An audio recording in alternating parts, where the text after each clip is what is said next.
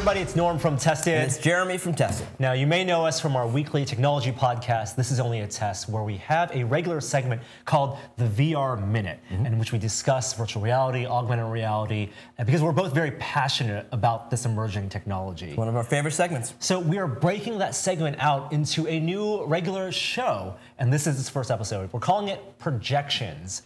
And it's going to be a regular discussion and showcase of news that's happening in the virtual reality and augmented reality space. Yeah, we'll start out every week with some kind of discussion and then hopefully jump to an interview with a developer of some kind or somebody involved with VR, and then close out the show with talking about some things that we've experienced lately, hardware or software that we recommend or we're excited about. Well, one of the reasons we wanted to do this show now is because we are almost over a year into the launch of consumer VR. Now, for you and me, it feels much longer than that. Well, and it has. It's been 5 years since the DK1 was on Kickstarter. So it's been a long journey for us. But you're right, it's been a year now since you've been able to buy anything in Best Buy. And finally, it took 2016 to bring controller parity to the Oculus Rift with the touch, so that now you have hand presence, as you do with the Vive, and the PSVR. So now everybody's on the market. 2017 is really the year that we get to see what happens with that. Right, and while we hope to see some iterative improvements with the hardware, I also believe 2017 is really going to be about the software and allowing developers to experiment and try new things in the VR space now that we as consumers have it. Oculus themselves have said that 2017 is going to be about depth for their games. And with Game Developers Conference right around the corner, hope to see maybe some different types of games. Now, what does depth mean, though? Right, that's a good question.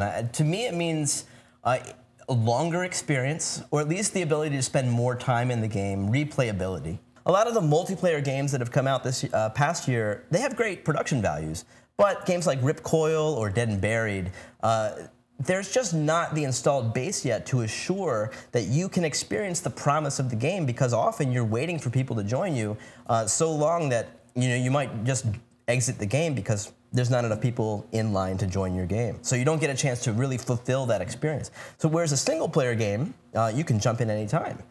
Right, and a lot of the single-player games that we did see come out last year, maybe the question was whether it needed to be in VR in the first place. Right, like Chronos. Chronos was a long single-player game, clearly a lot of production value put in, but I could see playing that game or a similar game in a 2D space. VR didn't add a whole lot. It wasn't made with VR completely in mind. Right, I mean, that's true for several games. What was that racing game? It was like you had 4 cars on the track and weapons. Blaze Rush. Blaze Rush.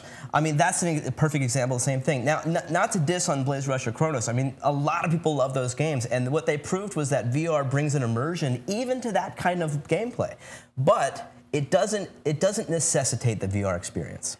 And a lot of the best experiences we've had in VR over the past year have been the smaller experiences. When people ask us, what are the things you keep on going back to? It's games like Space Pirate Trainer. It's even games like Fruit Ninja, the short mini-game experiences. It's one of the reasons I think that Valve released The Lab last year, which was, as they said, a collection of the experiments they've been doing in VR that just end up being mini-games. Right, yeah, so I don't know if depth necessarily means a longer experience then in that case, because like you said, a Space Pirate Trainer, when this came out, when Touch came out for the Rift, I was like, well, this is the greatest thing about Touch is it brings Space Pirate Trainer to a bigger audience, because that's the go-to, let's just have fun and shoot some spaceships for 10 minutes. I don't know if it's the comfort level of having to put on a headset, but jumping in and out of VR is something that I like to be able to do, easily and be able to complete an experience before I take it off. Space Pirate Trainer is a perfect example of how to do that. The Climb is an interesting game because I would consider that to be a very deep game. There's lots of levels and replayability to it. Clearly high production value. It looks gorgeous. One of the best looking games. But it also lends itself to those short gameplay experiences where you can jump in, climb a mountain for 10 minutes, and then take a break, take the headset off. Right, and on the flip side, Superhot, which was hugely innovative and one of my favorite games of last year, I played it all in one sitting. It was only just a 2 to 3 hour full game. Wow. Had plenty of innovation, made great use of VR, but I wanted to see more depth in terms of maybe more levels, more length, so I could go back in and have more replayability and play for longer sessions. Right, yeah, that's an excellent example of a game that has high production values that didn't seem to cost an enormous amount of money. And as a consumer, when you're looking at the options you have, places where you can spend your money, if you're going to spend $40 to $60 on a game, it's no doubt to me that Oculus wants to make the value proposition of their VR games favorable when you compare it to a $60 console game, right? And so I think we're going to see a lot of games like Lone Echo or Wilson's Heart that are going to feel like they have that value proposition. That a lot of money was put behind it to develop a fully fleshed out single-player experience, like you mentioned. And just this week, just today actually, at DICE, we saw the announcement of a new single-player game. It's by inXile Entertainment, funded by Oculus Studios, and it's called The Mage's Tale. inXile Entertainment, they actually worked on the Bard's Tale series. Yeah, I love the Bard's Tale. The original Bard's Tale came out in 1985. I was a huge Wizardry fan. It was in the same vein. It was a dungeon crawler RPG. You had your party. You would go on adventures. And that game amped up everything that had been done before. It brought the adventure above ground, beautiful graphics. I didn't play the remake, though, in 2004. Is this done by the same team that did that game? It is, and they're actually working on a Bard's Tale 4 that they did a crowdfunding campaign for recently. And so I think this new game, The Mage's Tale, it's a completely separate game made for VR, shares some of the assets, definitely built in that same universe as the Bard's Tale, and actually was down at inXile Entertainment to play test the game and chat with the lead designer to learn about how they're making a dungeon crawler for VR. So let's take a look at that.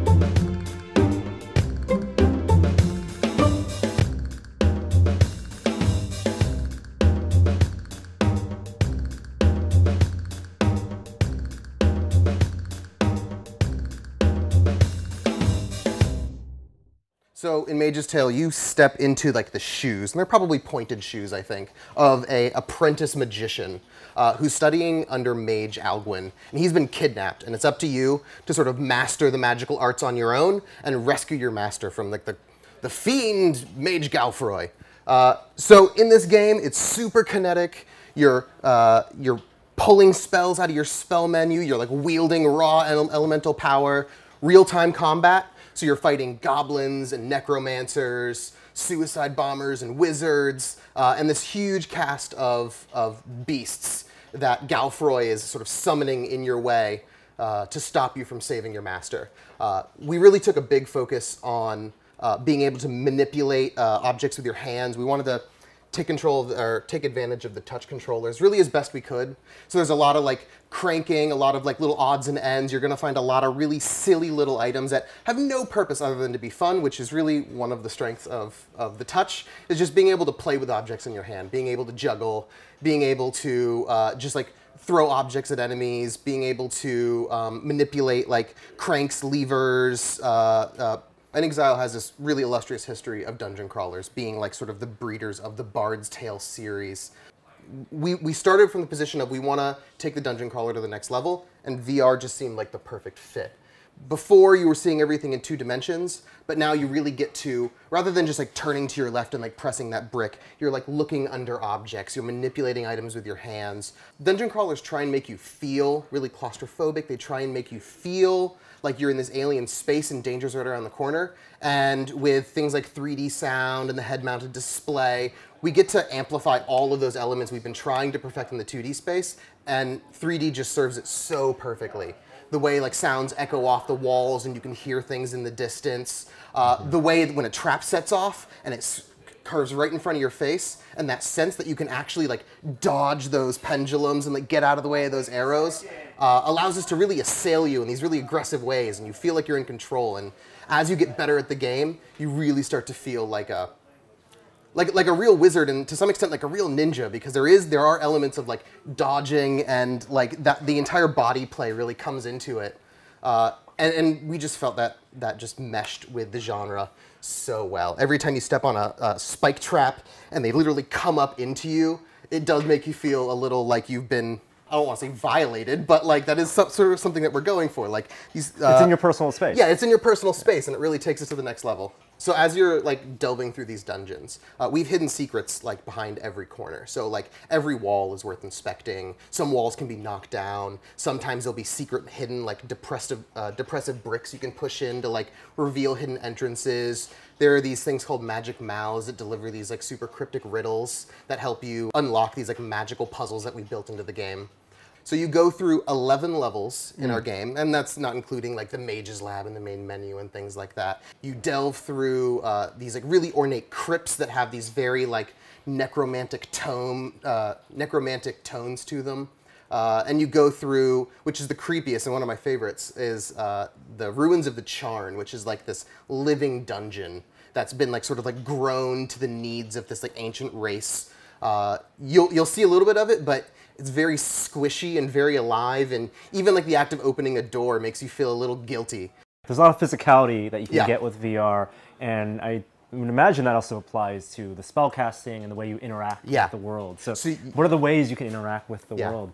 So you're going to see plenty of that. But we take, you being a wizard, one of the first and foremost ways you're going to interact with the world is by using your magic. So you get to select between 4 core spell types. You have your fireball, your lightning bolt, your ice javelin, which is really cool, and your wind blast. And so you're going to find puzzles throughout the world, and you're going to think, which 4 of these tools could I use, and in what combination could I use to solve this problem? Can I light these braziers, and does that illuminate an object in the world that now I can see and maybe read a riddle? Can I power these orbs with my lightning? And then we get even deeper into what I call like the combat puzzles. And so we have enemies that present very specific puzzles to you. So like one of the clearest examples is shield goblins. We have a whole host of characters that wield shields, and so these frontal assaults don't work. But you can go into your lab, and we have a wizard's lab, like any good wizard should have, where you can craft your spells and customize them and like put weird mutators on them. So you can build a homing, bouncing, confetti-throwing fireball that allows you to rebound your fireball off the walls in like these really creative ways to get behind the enemy, to get behind his shield. And then when he gets hit, confetti and party horns go off. So we also take a really lighthearted approach to, we allow you to make some really silly, stupid stuff, and that's on purpose because that's half the fun.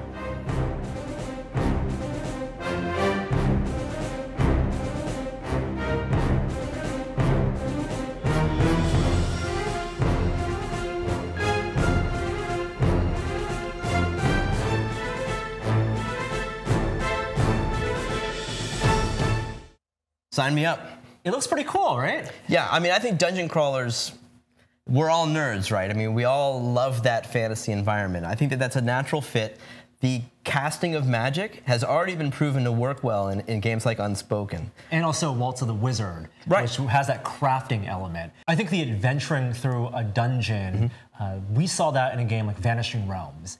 And we loved that game. That was kind of an adventure RPG, shorter experience, had indoor-outdoor environments, you teleported around. That was a melee combat one. Right, but they did that very, very well. Yeah, and I think this one, there's no melee I asked specifically. This is all about that spellcasting. So more like the Unspoken, which is satisfying. I think especially satisfying because it lends itself to these trash controllers. If you're doing hand-to-hand combat, you expect to feel more when you hit things. When you're casting magic, you don't necessarily know what that feels like, right? So throwing a fireball might actually feel like a little bit of rumble. And mechanically, the game didn't seem overly complicated. It wasn't mentally taxing. So you have these 4 spells that David mentioned. You have Fireball, you have your Ice Javelin, you have a Wind Pushback, and you have Electricity. And then the whole idea is over time you unlock the ability to have more slots, up to 4 slots that you can then cast or call to. And even by the end of playing an hour of this game, I was intuitively pulling up the menu when the boss fights they put me in to choose the fireball that I wanted and the ice javelin with the multiplier and the modifications that I wanted. So that whole crafting ability was a big part of the game too. Do you play through as an ice mage or as a fire mage? No. You're just you're a mage. Okay. And you have access to all 4 Got it. of the abilities, but it's back in your personal domain where you get to craft with that big pod in front of you that you choose what your loadout is and what you have in those 4 slots that you eventually earn. So you have like power multipliers. There are things like turning your fireballs into mines or having them bounce or fire 3 at once. And so a bunch of different combinations. I didn't get to try all of them, but a lot of the combat comes down to how do you combine and how do you craft a weapon to counter the abilities of a specific enemy.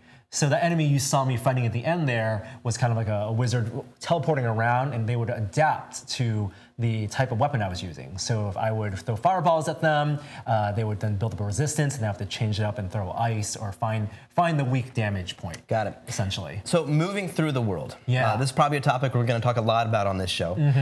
Translation. Yeah. How is that accomplished? It looks to me like not teleporting, but more of like a very quick movement. Yeah, so for their locomotion mechanic, they said they experimented, like all developers do, with a bunch of things. It's not portal-based. Here they have either a teleport, so you can hold down the thumbstick and get like a little diamond icon, so you short teleport, or you can warp. I found warping to be much more comfortable.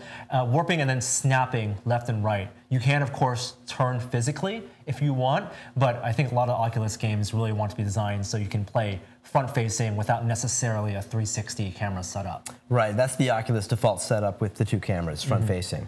It also changes how the developer designs levels. Are you going to design a level that's going to require warping long distances to solve a puzzle? Are you going to make things, are you going to make these hallways for a dungeon, these caverns, more confined so you're only making the turns when you're accessible, more labyrinth-like? And I think they chose a more labyrinth-like design, which I like. There's no map. So you have to kind of memorize. I like that. It's a classic dungeon crawler attribute. Sure. They give you hints and clues with the level design. Like they said, there are 11 different tile sets. So I went through one of their demo rounds that they're showing at GDC, which had a good variety of puzzles. And so they're kind of these like Myst-style puzzles that you enter. Each room will have a puzzle you can optionally solve and things to discover. Yeah. And I like that a lot of the design went into the writing and the crafting of these puzzles so the puzzles aren't repetitive. One of the problems I imagine a developer might run into with a game like this is how do you make teleporting not break the combat mechanic? Yeah. So how did you find those meshed well together? I think the teleport and the moving around for combat is absolutely necessary in this game. It's not a game where, for example, we mentioned the Unspoken, where you're locked into these teleport points. Right. And where a lot of the strategy is just timing of when to get out of the way. But there's also a cooldown for your teleport. Right. Here, there's a minor cooldown, but they really have, like, when I fought one of the first mini-bosses, it is an open cavern, and you really have to kind of strafe all the way around. So moving is a part of the combat. It is absolutely a part of the combat, and it took a little while to get used to, but again, like I said, by the end of the demo, I was totally into it. They did throw me into one of their later tile sets, that the Charn level, the kind of Giger-esque design, which I thought was really cool. And there was one puzzle which I love, which was like a very Indiana Jones style, replacing a heart with another heart. Oh, cool. But the booby traps to get to the heart would require me inching around flames as fire pillars rotated. And so I had to memorize the pattern of the rotation of the fire pillars so I can avoid the fire. And it was only in that moment that I wish that the game was really room scale. Right. I could actually just step between the pillars and dodge. But here I was kind of warping between the pillars. I did die a couple times because I warped too close to the fire. Right. Yeah. Well, I can't wait. I loved Vanishing Realms. I really like the combat in Unspoken. So this is a great combination of the two. If this is the sign of what they mean by depth, I'm all in. Yeah, and In Exile is saying about 10 to 20 hours of gameplay. Wow, okay. Yeah, so maybe an hour for each of the tile sets. For replayability, they said there are a lot of secrets that if you actually spend the time looking under crevices and trying to find and solve every puzzle, it's going to take about 10 to 20 hours to solve. And no multiplayer component, obviously, right? No multiplayer component. So that's Mage's Tale, which I think they're going to be showing at GDC next week. But when we come back, our spotlight this week is going to be a piece of hardware, and it's actually a crowdfunded piece of hardware accessory for the HTC Vive. Explosives planted at the last target. Defuse the explosives to avoid defeat. Come on, get him, Deploy Jeremy. Strider. Oh, god damn it. And he took my Strider. Oh! Oh, god. Oh, god. Oh, god. Run away. Oh, get that guy. I think we got one. Nice. Oh, what? Firebombed us. Got us both. It's okay. It's okay. This is nuts. Why is your head so much taller than mine? What? What? Oh, I'm dead. Oh.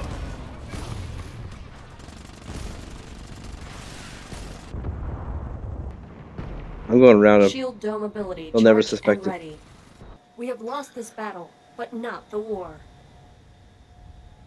That's what happens when we play devs. We totally lost the war. So Jeremy, I wanted to share with people out there today this piece of hardware. It's an accessory for the HTC Vive. It's cool. Yeah, they had a Kickstarter for this. It's called the Revolve, is that right? Revolve. They had a Kickstarter campaign where they raised almost $50,000, about 400 backers.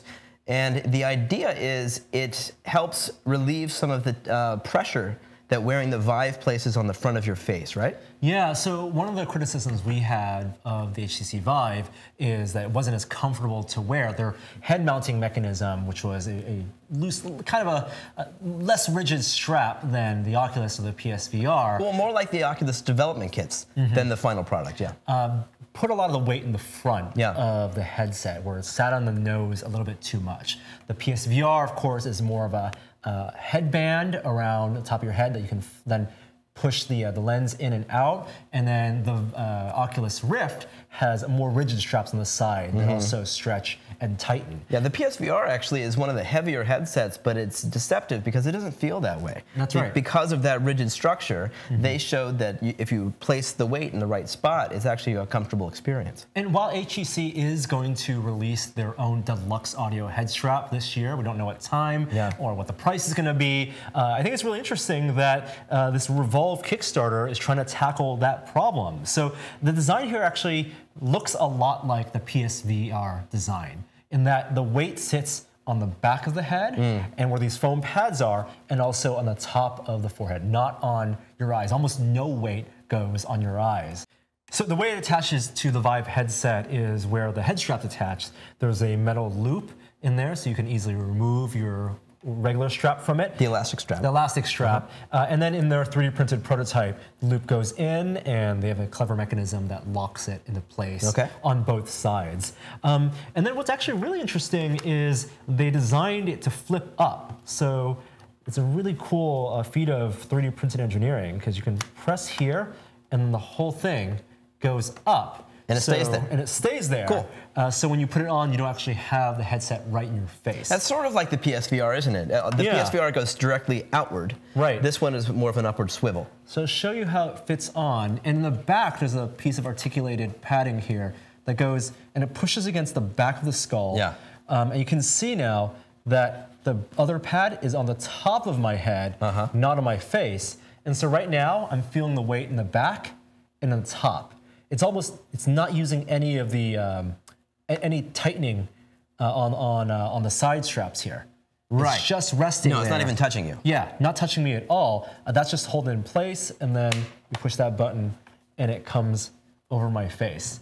And they're claiming wider field of view because it can get close to your face. You're actually supposed to replace the facial interface, the foam padding of the Vive headset, and then use some foam padding that they'll provide so you can get closer to the lenses. So there's really no pressure at all from the headset itself against your face. It should be very, very little pressure. I think you still want to have it touch your face to have it be a tight seal. Right. But the weight is sitting at the top and in the back here. So it's pretty evenly distributed. Now, because there's no pressure, there's nothing pressing it against your face now, does it feel looser? I mean, when you turn your head left and right, do you notice it moving a little bit where otherwise it wouldn't have? Yeah, not when I roll my head. I think this is fine, but when I shake my head, if I shake it quickly, it's a little bit loose. Okay. Yeah, now you can actually tighten, so you see right here. Yeah. You can actually adjust by squeezing the back and moving it up and backward and forward, and those click into place. For this prototype, it was a little bit hard to get to lock in to those slots. But playing a few games with this on, it was comfortable. It's funny. It's a funny idea, adding more weight to make something lighter. Yeah, right. Overall, it still feels, if I go A/B test between the Oculus Rift and the HTC Vive with the Revolve, it still feels heavier, but comparing this to the HTC Vive with the straps and pulling the straps tight, it's tighter with the straps with the elasticity, but it feels more balanced and more comfortable for long periods of time with this configuration. Right. I mean, the weight of the Vive is a problem for me. I think I would be interested in a product like this. I would probably wait personally to see what the official product looks like when it comes out. They've got the built-in headphones. That's the elephant in the room. Yeah. Like shortly after the Kickstarter was launched, HTC announced their own solution, which I tried at CES, and at CES that was wonderfully comfortable and backed by HTC. Now we don't know what that price is. HTC, for all we know, could charge $200, pure speculation for that. And Revolve, they're charging $95 for this. Oh wow! So it could be cheaper. Yeah. Okay. Well, that's a consideration. So how does the actual padding compare between this and the official one? Is it the same two kind of pressure points that you're pressing on? Yeah, I didn't do any A/B testing because it's been since CES since I've used that, and I think this is still prototype padding. With the HTC Vive head strap, it was more like the Oculus padding. You still had it clasped because so it was still pressed. It was still pressed. Okay. But you had rigidity along the edge. Got it. And also very comfortable. Okay. As well. So we want to thank the folks who make the Revolve accessory for sending us their prototype. We have information below about where you can purchase one if you want to pre-order, but I'm glad people are experimenting with VR hardware. Yeah, it's a problem, the weight of the Vive right now, and I think Vive knows it, HTC knows it, that's why they've come up with their own solution. So I'm really glad to see these guys tackling that. And that does it for us for this inaugural episode of Projections. We'll be at GDC next week, hopefully playing lots of games, chatting with developers, and you'll see a lot of those interviews in future episodes. I think we're off to a great start. I'm having a good time. I look forward to doing this show. I've been wanting to do a show like this for some time now. And thank you out there for supporting us and watching. Jeremy and I will see you next time. Oh God, oh God, oh God, run away. Oh, get that guy.